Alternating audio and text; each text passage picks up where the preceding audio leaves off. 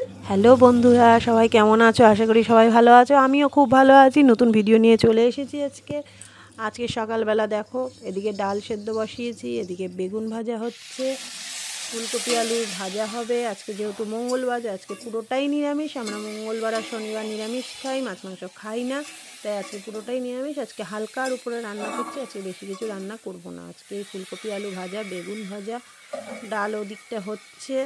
এবার ডালটা সম্বার দেবো, এটা নামিয়ে। এইটা ভাজা হয়ে গেলে, ফুলকপি আলু ভাজা হয়ে গেলে ডাল সম্বার দিয়েছি, ডাল সম্বার দিয়ে ডাল ফুটে এসছে।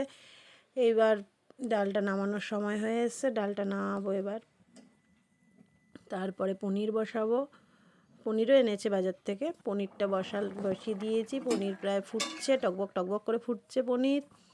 আজকে সিম্পল পাতলা করে পনির করছি, চারমগজ পোস্ত এইসব দিয়ে করছি না। তারপরে করব চালতার চাটনি।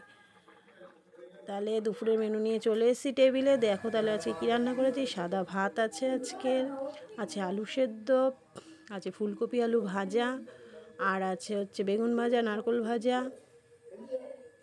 আছে মুগ ডাল, আর এদিকে আছে ক্যাপসিকাম টমেটো আলু দিয়ে পনিরের তরকারি, আর আছে চালতার চাটনি। তাহলে আজকে মেনুটা কেমন হয়েছে সবাই জানিও, একটা লাইক দিও, শেয়ার করো, কমেন্টে জানিও কেমন লাগছে আমার ভিডিও, আর পারলে সাবস্ক্রাইব করে দিও যারা এখনও